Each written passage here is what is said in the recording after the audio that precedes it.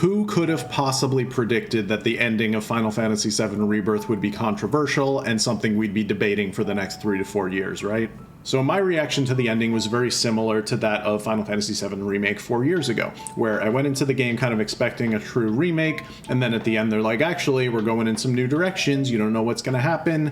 Wasn't a big fan of sort of the tonal shift in that scene, but over the next couple days, it sort of settled in, I accepted what it was, and appreciated that it gave me a lot to speculate about, and some unknowns to look forward to.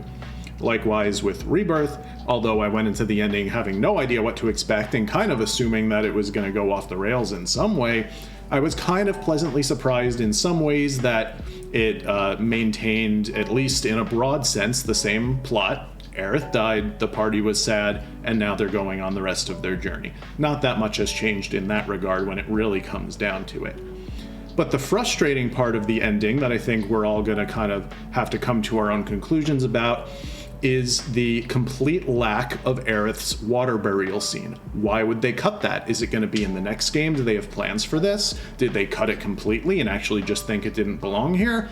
I don't think that's the case, but there's a lot to talk about there. And then, of course, the other big question here is Cloud imagining Aerith's presence? Is this a Sephiroth/Jenova hallucination compounding on top of his Zack confusion? Or is he actually communing with Aerith's spirit? Maybe somewhere in the middle of those. Regardless, just like with the last game, I finished the ending and thought to myself, I'm not entirely sure how I feel about that. We're gonna have to see what they do with it in the next game. And I have some ideas of what I think they're trying to do going into the next game and how it could theoretically bring all this together and make it maybe pay off with some of the theoretical compromises and lack of presence of certain scenes that were in this ending. And if you're wondering why I've paused on this fairly boring shot, it's because a lot of my theory about what's going to happen in the next game in relation to Aerith's death has a lot to do with this staircase. So despite the similarities in my reactions to Remake and Rebirth's endings, I feel like it's a lot different this time because at the end of Remake, instead of sliding down the rope at the end of a highway, they went through a dimensional portal and fought a god of time and space the size of a skyscraper, basically taking a tiny moment and turning it into a crazy moment. But in this one, they're actually messing with the actual iconic emotional heart of the game, possibly the most important scene in the entire trilogy of the Remake series. And when I finished the game, I was sort of emotional. Aerith did die, I felt that. And I think despite the timeline shenanigans, which I'm honestly not even going to get into in this video because I don't think they impacted the story all that much in the end, I was sort of left with this hollow feeling in addition to being a little emotional. I felt like something was taken from me. I was ready to grieve with the funeral scene and sort of be eased out of this emotional moment, and instead it kind of just ends, and I'm just left feeling kind of empty. And it reminded me of this quote that one of the devs made at some point, and I'm just paraphrasing, but they were discussing the concept of grief and Aerith's death in the original game and stuff, and they described it as being this thing where suddenly something is just gone from your life and you're left feeling hollow and empty and you don't know what to do with that feeling. And I don't know if this is just copium, but I kind of feel like they're trying to do that with this ending. They kind of want us to feel like we're in the middle of grief. They don't want us to have dealt with that yet because none of the characters have. And it's my opinion that the third game is going to focus a lot on the process of the party members each dealing with the grief of Aerith's death in their own way, maybe even representing the 5 stages of grief. Tifa is like really kind of in shock and depressed. Barrett's kind of stifling it, and Cloud seems to be, at least on some level, in denial. I actually don't think he even remembers that Aerith is dead. I think there's a lot of stuff going on there, which we can get into. Now, as an audience member, part of why I felt a little bit hollow while watching this is because the characters feel hollow. We see Cloud go from being pretty sad up on the altar, watching her actually die, to then in this scene here, where they're all kind of just sitting, grieving, he seems totally fine. And then he has this Jenova headache, and then this Sephiroth music plays, and he sees Aerith right there. And a lot of people online are saying, oh, he's just communing with her spirit. And, you know, then at the end, in the ending cutscene, she's like, oh, I'm going to stay here and pray. And Cloud's like, you know what, to get back on your own? I don't think he knows that's her spirit. I think Cloud is actually suppressing the memory of her dying, and he thinks she's still there. I think his Zack confusion, and now confusion about Aerith being dead, he is not ready to cope with either of those traumas, and now when we get to the live stream scene, he might have to confront 2 traumas in his life at once, so it'll be even more intense, theoretically, than the first time around. Of course, there is this moment where Aerith's spirit sort of touches Red 13, supposedly, and he says Aerith, as if he senses her there. I do think Aerith's spirit is sort of lingering around, and there's going to be some engagement between the party members and her.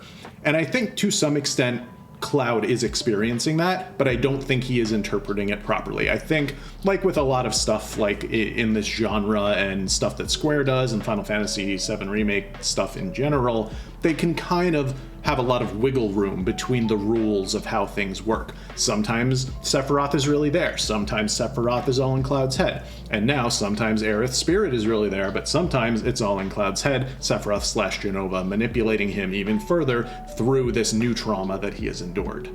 Alright, let's talk about this friggin' staircase. So, as I am sure you are aware, and as we've discussed in this video already, the Aerith burial scene, which is kind of the emotional period on the end of the sentence of her death, which we need to sort of feel that conclusion and be eased out instead of just feeling empty, was completely withheld from us. And there is no way in a million years that the devs got together in a room and were like, that scene doesn't work with this project, let's kill it. Impossible. Would bet money on that. So then the question becomes, how are they going to use this in the next game? Are they going to go back to the City of the Ancients like they do, and her body's still there, and then after they've dealt with their grief, they bury her there? Is her body just lying there? Is it decomposed? Did they really just get up and walk away and leave it there? No, they already buried her in that lake by using that staircase, because why the hell would a staircase be just chilling there as a way to enter a pool if it wasn't there to be used as an entrance to the pool? That is Chekhov's staircase. It could just be a nice set piece that they wanted to have them sit on, but I say no. And now, of course, you're asking yourself, but Josh, why would they bury her in this lake down here if in every version of that scene, it's always way upstairs? The answer? To fuck with us. It just doesn't make sense that the party would just stand up and walk away. And just look at them. They're all sitting there just like a group that just went to a funeral. It just makes sense. And they're by a lake/pool/whatever with a staircase leading into it. They just buried Aerith in there. I promise you. And the key to all this that ties it into what we were talking about with Cloud is that Cloud is suppressing the memory because it was traumatic. He watched one of his loved ones, who he may or may not have been romantic with, depending on your choices in the game and the date scenes and all that.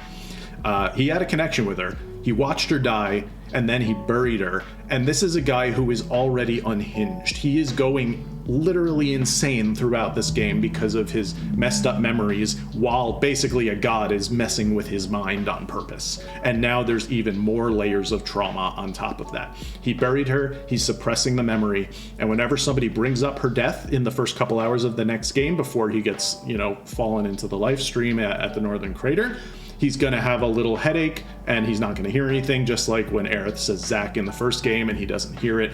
He's going to block it out. And there's not that much time between the beginning of the next game and when he falls into the live stream, unless they change a bunch of stuff. So there's not that much time for him to just block it out whenever other people talk about it.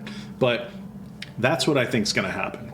So then we must ask, when is this scene going to be in place? Is it going to be in the live stream alongside Zack? That might be a little intense. One of my friends had the idea that he could be forced to remember this traumatic event of Aerith dying and burying her by Sephiroth as a way to fully break him and convince him to give Sephiroth the black materia. I think that could be a pretty cool place for them to use it.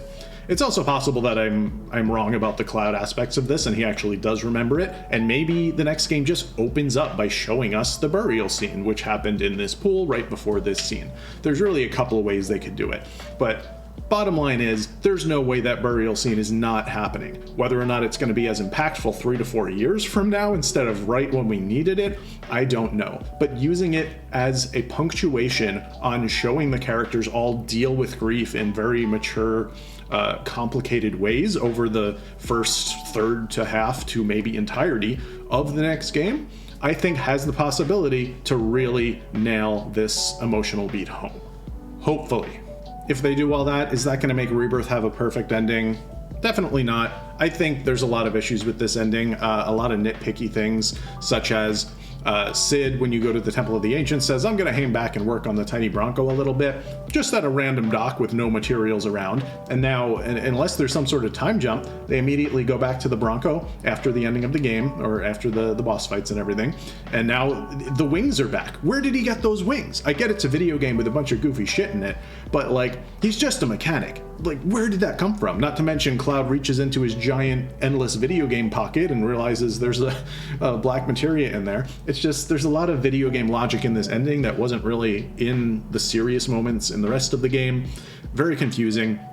And some of the characters' reactions are just weird. Like Barrett, Cid, and Kate Sith are kind of goofing off right after one of their best friends died. I mean, I get that Cid didn't know her all that well, but Barrett kind of goofing off right after this scene really rubbed me the wrong way. I expected at least some remorse from Cid when Aerith died, especially since they set him up to have this connection with Ifalna, Aerith's mom. He was sad about finding out that she died, and then he spent quite a bit of time with her daughter Aerith. I thought this was going to break him, and it was going to turn him from this bizarrely nice interpretation into a guy that's pissed off and cursing all the time.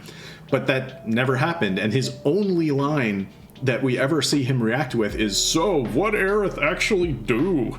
Well, anyway, like what? That's really rude, Cid. What are you talking about? Show some remorse. Be sad.